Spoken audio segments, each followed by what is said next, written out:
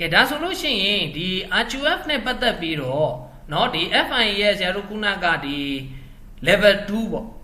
DFMA Diploma in Financial and Management Accounting level 2နဲ့ပတ်သက်လို့သင်ရမယ့်နှစ်ဘာသာပေါ့เนาะအဲ့တော့ဆရာတို့ခုနနှစ်ဘာသာပြောခဲ့တယ် FA1 နဲ့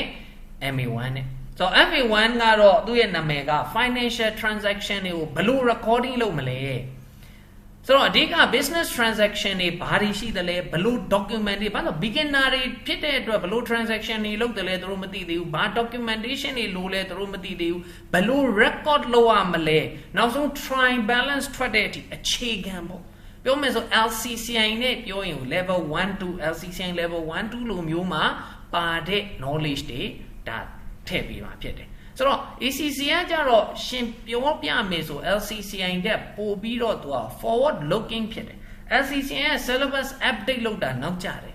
ဆိုတော့ ACC ကကြတော့အမြဲတမ်းလိုအပ်ချက်တွေကိုရှေ့ကြိုပြီးကြည့်တယ်ခုနကကျတော့စရှင်းပြတဲ့တော့ forward looking body ဖြစ်တယ်အဲ့အတွက်ရှေ့ future မှာဘာတွေလိုအပ်မလဲအမြဲတမ်း syllabus ကို update လုပ်နေတာဖြစ်တယ်ဟုတ်ပြီဒုတိယဘာသာဖြစ်တဲ့ MA1 ကကြတော့ management information ဖြစ်တယ်management information နဲ့ပတ်သက်တဲ့အခြေခံသိရမယ်เนาะအချက်တွေဖြစ်တဲ့ management information တွေကအခြေခံ basic ဘာတွေလိုသလဲ management ကရော planning မှာဒါတွေကိုဘယ်လိုသုံးသလဲ decision making အတွက်ဘယ်လိုသုံးသလဲဒါတွေသင်ရမှာဖြစ်တယ်ဆိုတော့ FA1 မှာပါဝင်မဲ့ chapter တွေကိုဆရာတို့လေ့လာကြည့်မယ်ဆိုလို့ရှိရင်ဒီမှာ chapter 18ခန်းပေါ့ဒါက knowledge သိအောင်လို့ဘာတွေသင်ရသလဲဆိုတော့ business transaction နဲ့ documentation ဆရာတို့ကပြောသလိုဘာ transaction တွေလုပ်တယ်လဲဘာ document တွေသိရမလဲเนาะပြီးတော့ရင် assets liability နဲ့ accounting equation အကြောင်းဒီ transaction တွေကိုဘယ်လို recording ဘယ်လို summarizing နဲ့ posting တွေဘယ်လိုလုပ်မလဲ ledger account တွေမှာဘယ်လိုထည့်မလဲ financial statement တွေဘယ်လိုဆွဲမလဲဟုတ်ပြီပြီးတော့တဲ့အခါမှာငွေတွေကိုလက်ခံတယ် checking လုပ်တယ်ပြီးတော့အဲ့ဒီငွေတွေကို banking လုပ်တယ်ပြီးအဲ့ဒီရတဲ့ငွေတွေကို recording လုပ်မယ် payment တွေကိုလည်းဘယ်လိုခွင့်ပြုချက် authorization တွေနဲ့ဘယ်လို payment တွေပေးမယ်ပြီး payment တွေကိုဘယ်လို recording လုပ်မလဲအသေးဆုံးငွေ petty cash တွေဘယ်လိုထားမလဲနောက်ဘဏ်စရင်းတွေဘဏ်ကနော်စရင်းနဲ့ကိုယ်လုပ်ငန်းကစရင်းတွေနဲ့ပြန်လဲကိုင်းညီမှု bank reconciliation တွေဘယ်လိုလုပ်မလဲပြီးတော့ sales နဲ့ sale return day book တွေ receivable ledger တွေเนาะအကျွေးရရင်ရှိအကျွေးတွေဘယ်လိုမှတ်မလဲ purchase ကုန်ဝယ်နဲ့ကုန်ဝယ်ပြန်ဖို့ purchase return တွေအကြောင်း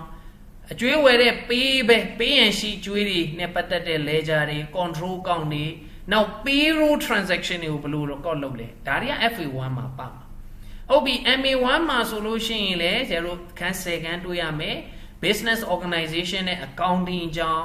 management information နဲ့ပတ်သက်တဲ့ introduction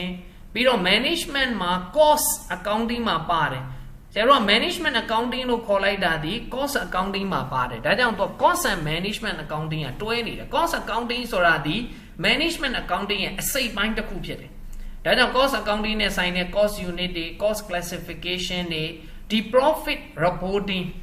now management responsibility performance management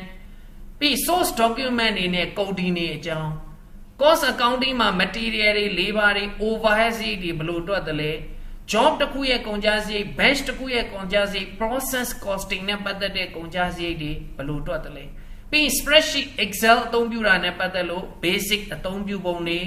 information တွေကို spreadsheet ကိုသုံးပြီးဘယ်လိုတင်ပြမလဲဒါတွေက MA1 မှာသင်ရမှာဖြစ်တယ်ဆိုတော့အခု FA1 MA1 ဖြည့်ပြီးသွားလို့ဒီ foundation in professionalism ကဒါ ethic ပေါ့ ethic module လေးတခုเนาะဒါ free ဖြည့်ရတယ်ဆိုတော့ FA1 MA1 ပြီးသွားလို့ဒီခုနက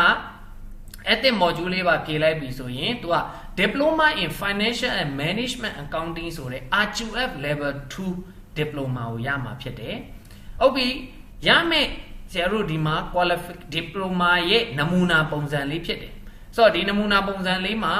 ဒီ ACC ရဲ့ diploma in financial and management accounting ဆိုတာလည်းပါတယ် RQF level အဆင့်လည်းပါတယ်ပြီးတော့ခုန UK government ကိုယ်တိုင်ကဒီ Ofqual regulated လုပ်ထားတဲ့ qualification ဆိုတော့တကယ်အဆင့်တန်းမီတဲ့ဒီ qualification ကိုဒါ level 2 ဖြည့်ဆိုအောင်မြင်ပြီးတဲ့သူတွေကဒါကိုရမှာဖြစ်တယ်